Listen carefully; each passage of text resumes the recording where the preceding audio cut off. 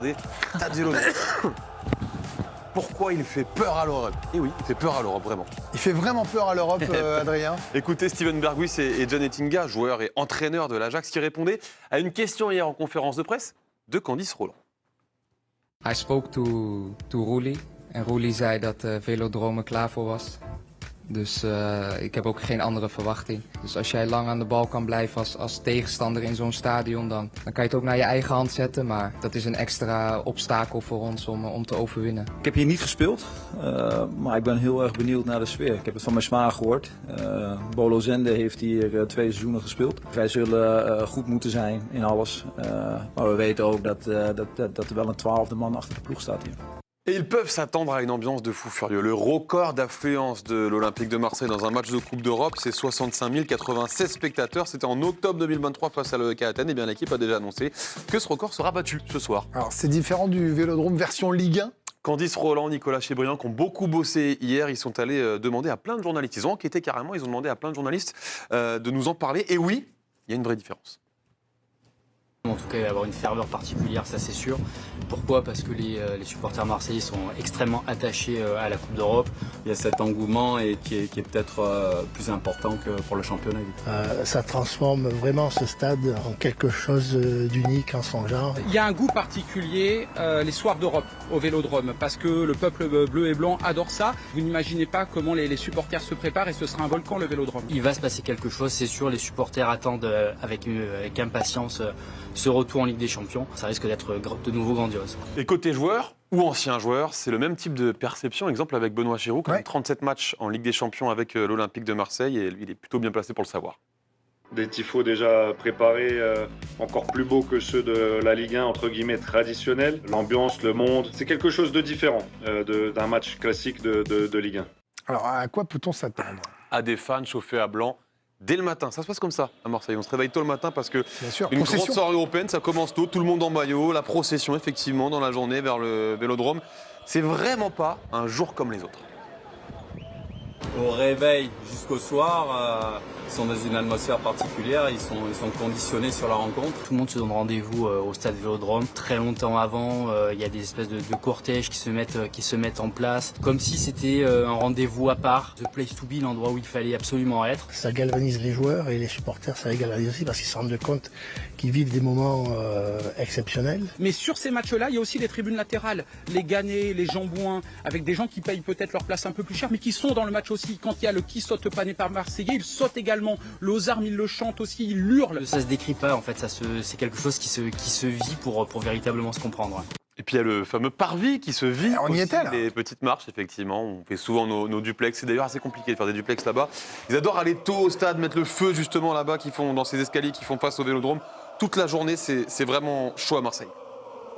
Dès 17h, il y aura tout le monde ici sur le Vélodrome à chanter. On a envie de montrer qu'on n'est pas en Coupe d'Europe pour rien. C'est dur de trouver les mots parce que j'ai un peu les frissons, j'ai un peu les larmes aux yeux aussi parce que voilà, c'est comme j'ai dit, Marseille c'est toute ma vie en fait. C'est inexplicable.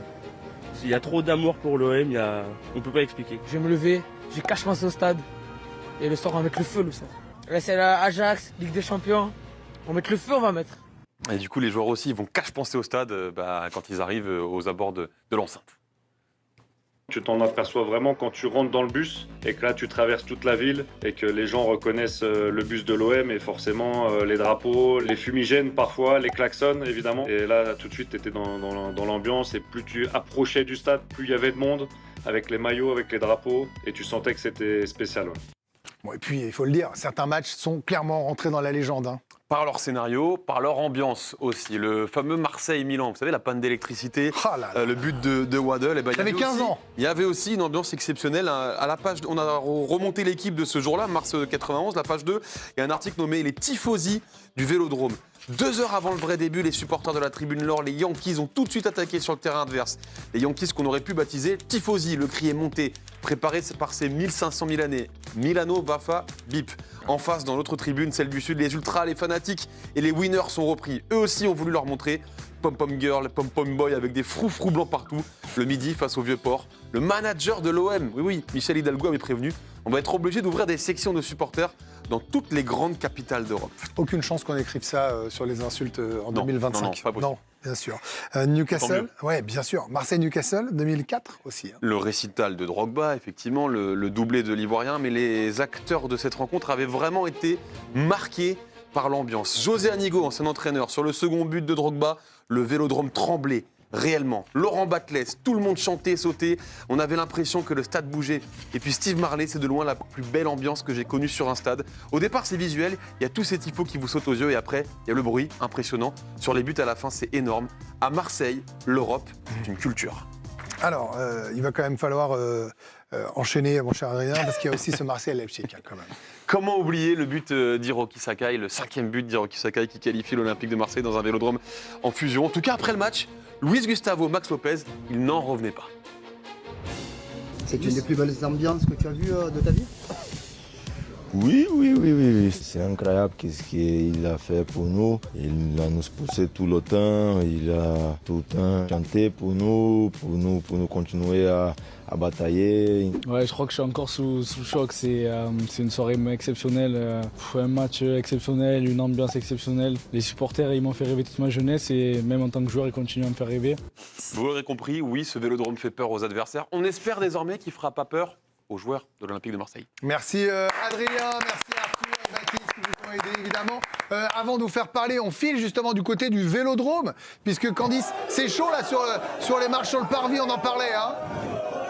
Alors on voit juste les images, j'ai pas Candice, on a que les images. Merci à Candice d'ailleurs qui a fait toutes les questions pour ce pourquoi, merci à Candice et à Nicolas Chebriand. On écoute.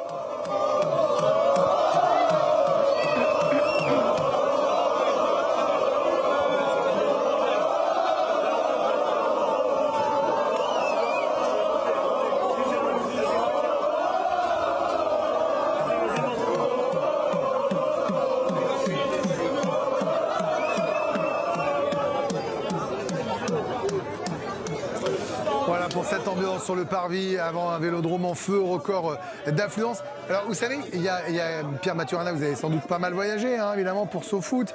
Vous avez connu beaucoup de stades. Moi j'ai un de mes journalistes qui bosse régulièrement en coulisses, vous ne voyez pas l'image. Je vais le saluer, ça lui fera plaisir. Lucas Merino qui bosse à la rédaction avec nous, qui est à Marseille aujourd'hui. Oui. Il me dit, je commençais à prendre mon café à 9h du matin à une terrasse. Toute la journée, on ne m'a parlé que du match. À l'heure du café, à l'heure du déjeuner, l'étape d'à côté, garçons, filles, serveurs, on ne me parlait que ça, chauffeur de taxi. Parce que c'est ça Marseille, un genre de match. C'est un peu une porte ouverte, mais ils arrivent à faire durer un match pendant 12 heures. Quoi. Ils commencent tôt le matin et puis ils finissent un peu après le match et tard si ça se passe bien. Donc c'est quand même la force des supporters d'arriver à faire ça, de ces côtés rassembleurs, la ferveur, etc. C'est la fameuse passion marseillaise. Comme ça, c'est presque trop parfois vu d'extérieur, mais en vrai, quand tu es dans la ville pour un match de l'OM, tu sens, et franchement, ils ont un stade où le bruit il est incessant. Et même quand il y avait ce fameux stade très ouvert, franchement, moi je trouve qu'ils arrivaient à faire un bruit de dingue, même dans un stade qui était censé pas retenir le bruit. Quoi. Donc franchement, ils ont une... Là, depuis que c'est couvert, ça fait acoustique absolument. Et surtout, c'est de la première à la dernière minute. Quoi. Il y a un bruit incessant. Quoi. Mais je vais voir Vikash et Charlotte, pardon Olivier, m'en voulez pas, mais non, mais je le préviens, je veux pas qu'il se vexe, il est tellement gentil. Oui. Non, mais est-ce que ça influence vraiment l'équipe d'en face? Moi, c'est une question que je pose régulièrement.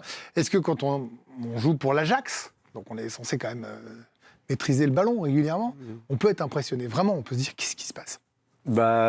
J'ai beaucoup joué là-bas, mais pas la Coupe d'Europe, contre Marseille. Et j'ai vu le premier Vélodrome en 94, c'était mon premier match sur le banc. Et j'ai vu l'évolution, mais oui, c'est particulier, c'est une ambiance de folie. On peut avoir peur pour un joueur adverse? On se faisait caillasser déjà avant le match, après le match aussi. Donc oui, moi j'ai des expériences assez folles dans ce vestiaire où il y a eu l'ammoniaque, il y a eu plein de trucs, c'est unique Marseille.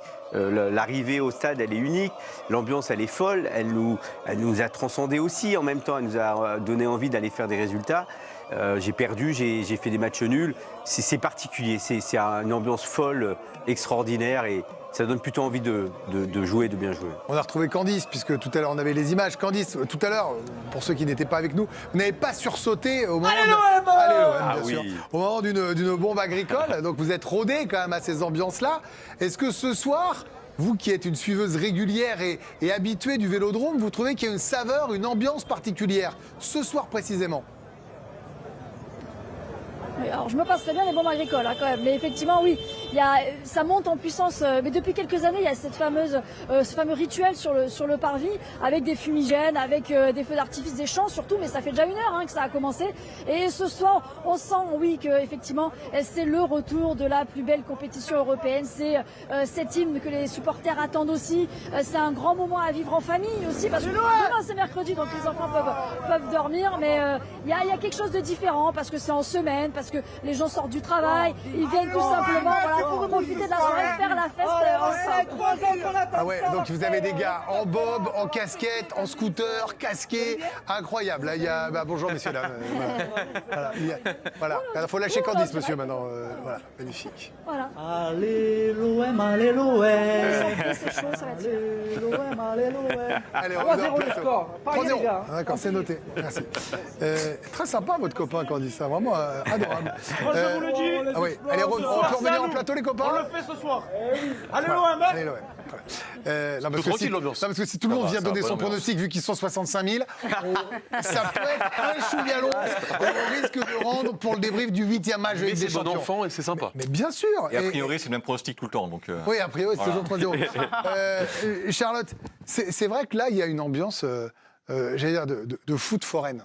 Vous voyez, si j'ose le jeu de mots. Il y a un truc un peu naturel, un peu bel esprit. On va au stade, ça sent presque la merguez et on y va.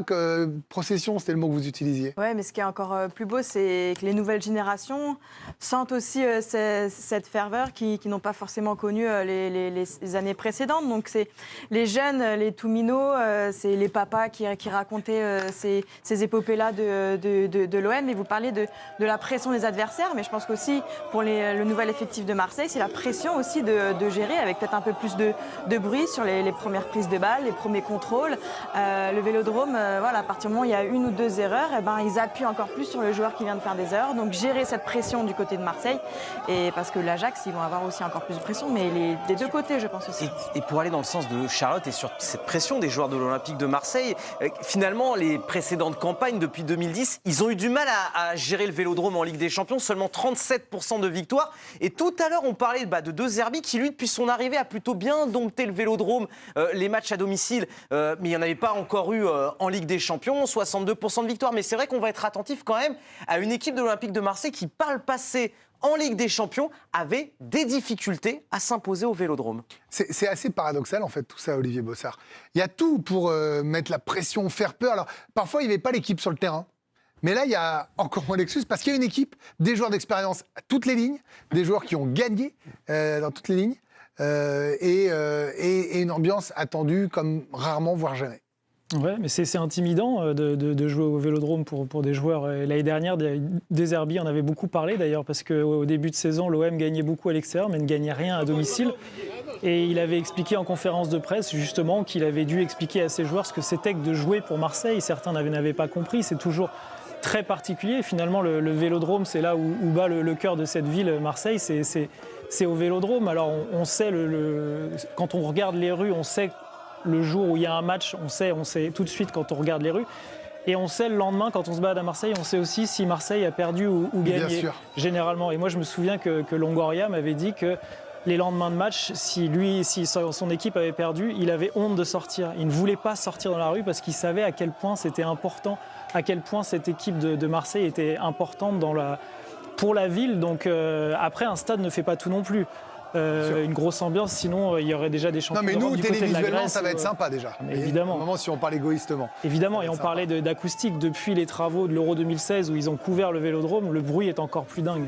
Olivier Bossard, l'homme qui murmurait à l'oreille de Pablo Longoria, mesdames, messieurs. Voilà. Il nous dit comme ça, nonchalamment. Non mais j'en parlais avec Pablo, bon voilà. Je disais à Pablo, tu comprends? Et Pablo me dit oui, tu comprends, quand ça marche, j'ose pas sortir. Merci Adrien Courble pour ce pourquoi dans un instant.